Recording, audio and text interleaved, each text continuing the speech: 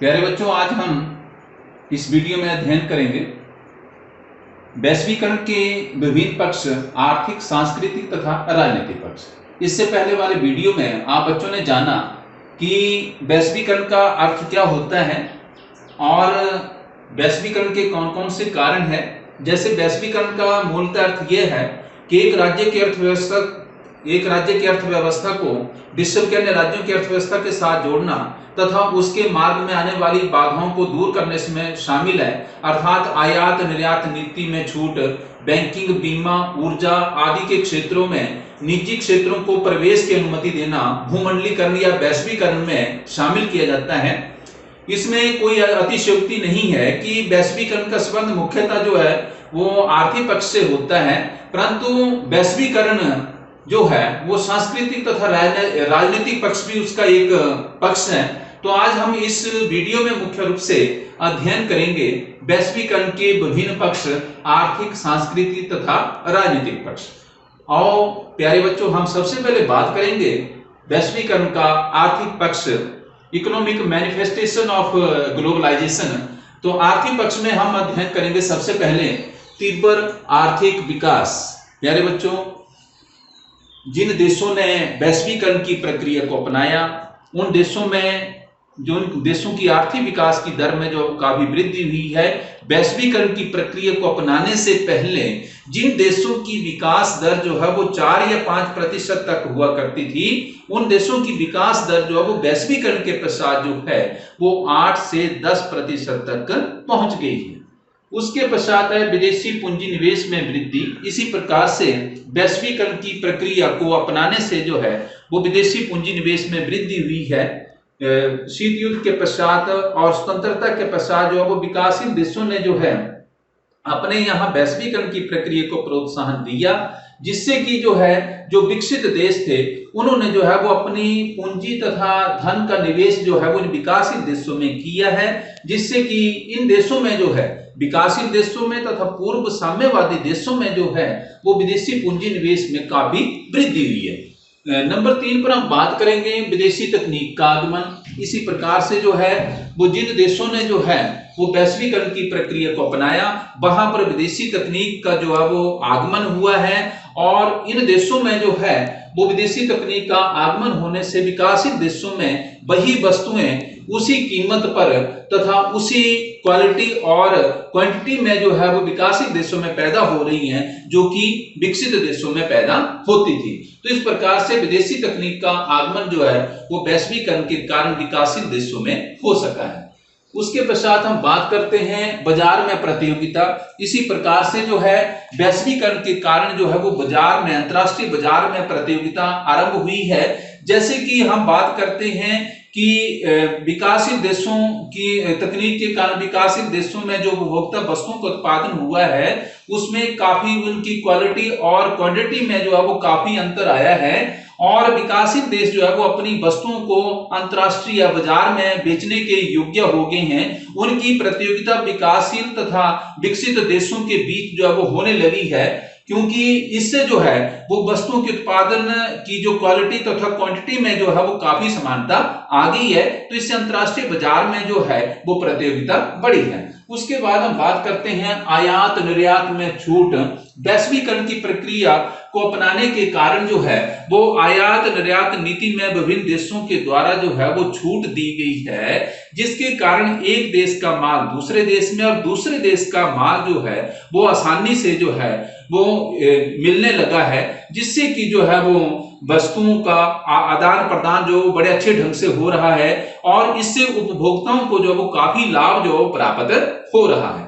उसके बाद है औद्योगिक क्षेत्र का विस्तार। इसी प्रकार से वैश्वीकरण की प्रक्रिया को अपनाने के कारण जो है वो औद्योगिक क्षेत्र का विस्तार हुआ है, विशेष रूप से जो है वो विकासशील देशों में तथा पूर्व साम्यवादी देशों ने, जिन्होंने साम्यवादी प्रणाली को छोड़कर जो है वो पूंजीवादी लोकतांत्रिक प्रणाली को अपने देशों में लागू किया है, वहां पर जो है वो बहुराष्ट्रीय कंपनियों, राष्ट्रपाल कंपनियों तथा विकसित देशों ने बड़ी बड़ी औद्योगिक इकाइयों की स्थापना की है, जिससे कि औद्योगिक क्षेत्र का विस्तार हुआ है।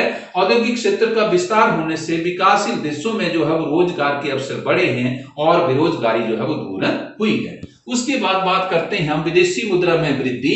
इसी प्रकार से जो है वो विकासशील देशों में जो है वो विदेशी मुद्रा में काफी वृद्धि हुई है, क्योंकि इन देशों ने जो है वो क्या किया है कि वैश्वीकरण की प्रक्रिया को अपनाया है। वैश्वीकरण की प्रक्रिया के अंतर्गत जो है वो विकसित देशों ने जो है वो वहां पर जो है वो क्या किया है कि उन्होंने जो है वो निवेश किया है, और विकासशील देशों की वे औद्योगिक इकाइयां जो कि घाटे में चल रही थी उनको जो है वो बेच दिया गया है, जिससे कि उनको जो है वो मुद्रा अर्जित हुई है। और इसी प्रकार से जो है वो विकसित देशों ने जो है वो जब विकासशील देशों में जो है वो पूंजी निवेश किया है तो इससे विदेशी मुद्रा का आगमन जो है, विदेशी मुद्रा में जो है वो वृद्धि भी हुई है। अब प्यारे बच्चों हम बात करते हैं वैश्वीकरण का सांस्कृतिक पक्ष।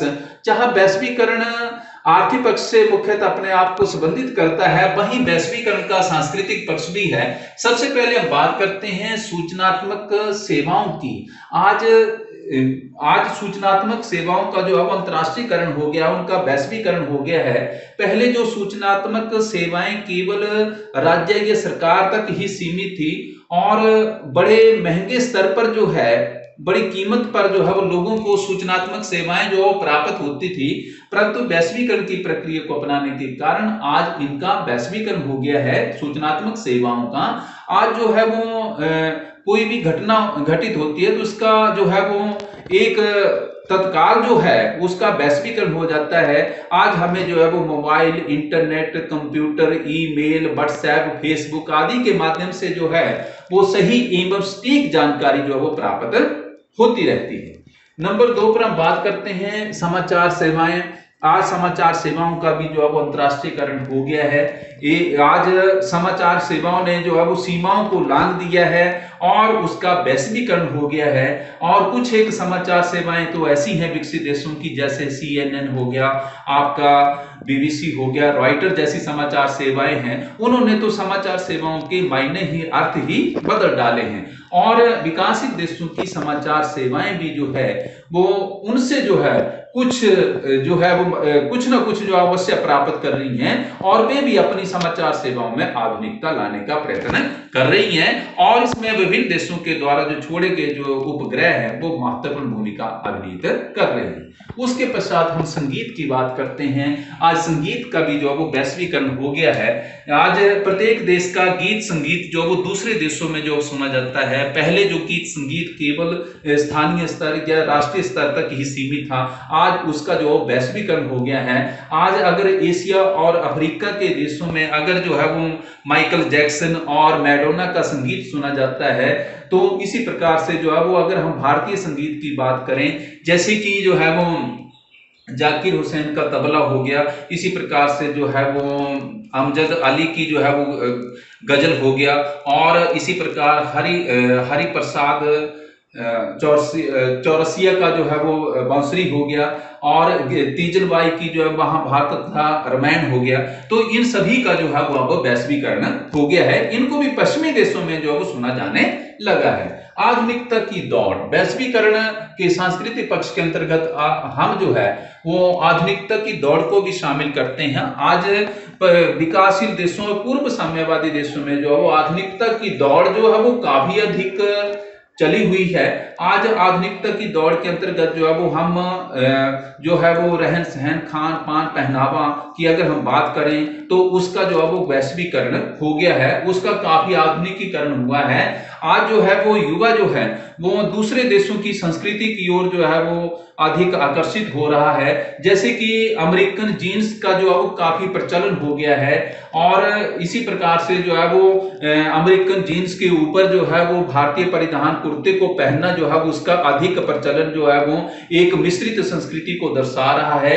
दूसरी ओर जो है वो पश्चिमी देशों की संस्कृति, जैसे कि वहां की जैसे कि अमेरिकन संस्कृति, जैसे कि बर्गर और जीन्स ने जो है वो जो विकासशील देशों पर जो है वो बहुत अधिक इसका प्रभाव डाला है। इसी प्रकार से हम बात करते हैं भाषा और धर्म की। आज प्यारे बच्चों, भाषा और धर्म का भी जो है उसका वैश्वीकरण हो गया है। आज विभिन्न देशों के विश्वविद्यालयों में जो है एक दूसरे देशों की स्थानीय भाषाओं को और राष्ट्रीय स्तर की भाषाओं को का जो है वो अध्ययन किया जाता है। और जैसा कि अंग्रेजी जो है उसने काफी अधिक एक विस्तृत रूप जो है वो अंतर्राष्ट्रीय स्तर पर जो धारण कर लिया है, परंतु जो है वो जैसे हिंदी भाषा, चीनी भाषा आदि का जो है वो दूसरे विश्वविद्यालयों के द्वारा जो है वो अध्ययन किया जाता है। इसी प्रकार से जो धर्म है उसका भी जो वैश्वीकरण हो गया है। आज एक धर्म से संबंधित लोग जो है वो अपने कार्यस्थल को छोड़कर जो है वो सहधर्मी लोगों के साथ उठना बैठना और उनके साथ रहना जो है वो अधिक पसंद करते हैं। विभिन्न तरह के धार्मिक आयोजन किए जाते हैं। इस तरह के धार्मिक आयोजन करने का उद्देश्य ये होता है कि लोगों को जो है वो धार्मिक मूल्यों की जानकारी जो है वो दी जाए। तो इसी प्रकार से जो है वो भाषा और धर्म का भी जो है वो आज वैश्वीकरण हो गया है। उसके पश्चात हम वैश्वीकरण के राजनीतिक पक्ष का अध्ययन करेंगे। तो सबसे पहले हम बात करते हैं राज्य के कार्यों में कमी।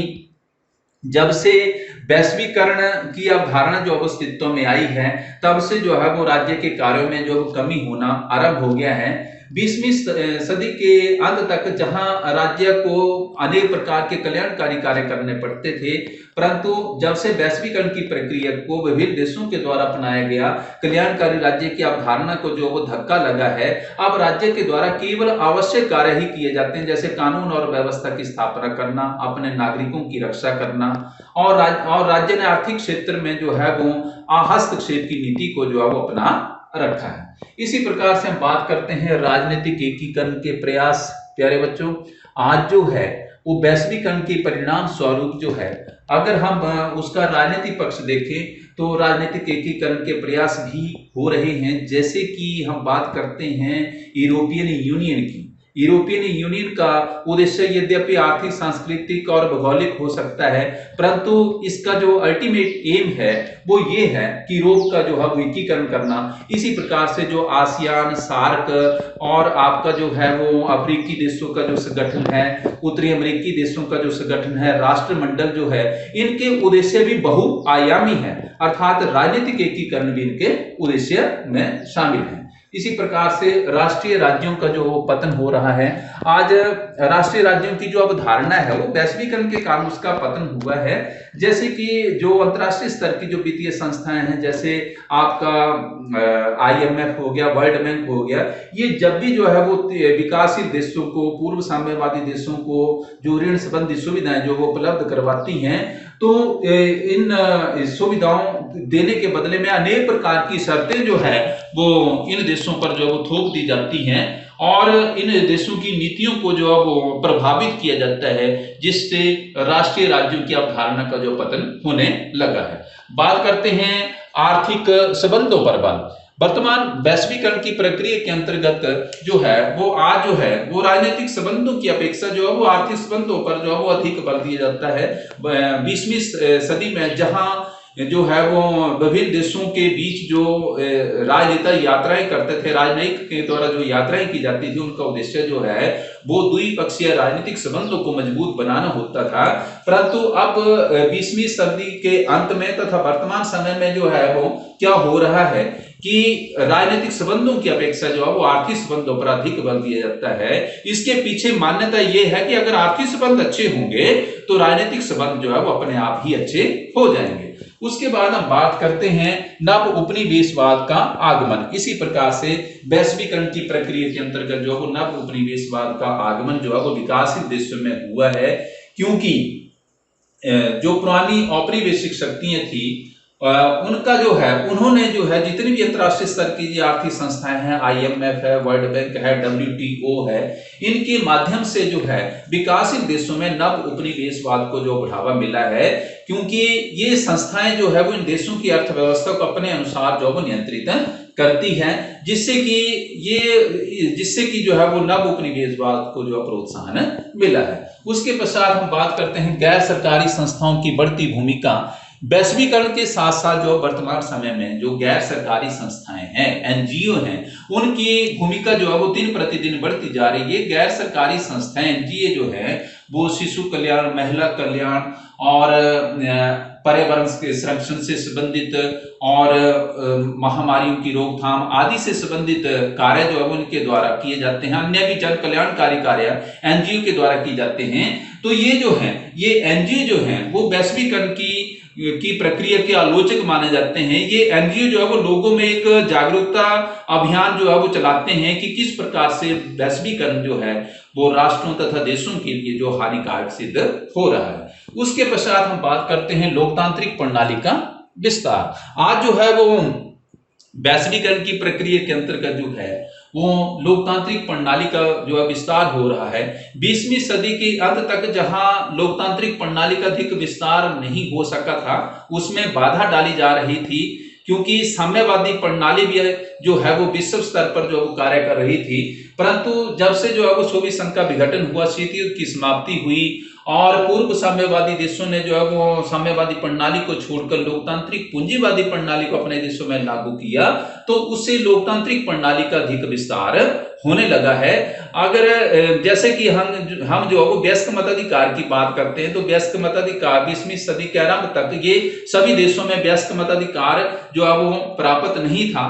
परंतु उसके पश्चात जो है वो अगर हम वर्तमान समय में देखें या 20वीं सदी के अंत तक देखें, तो हमें पता चलता है कि विश्व के अधिकांश देशों ने जो है वो सार्वभौमिक वयस्क मताधिकार प्रणाली को अपना लिया है और लोकतांत्रिक प्रणाली का प्रचार विस्तार जो है वो अधिक से अधिक देशों में हो चुका है।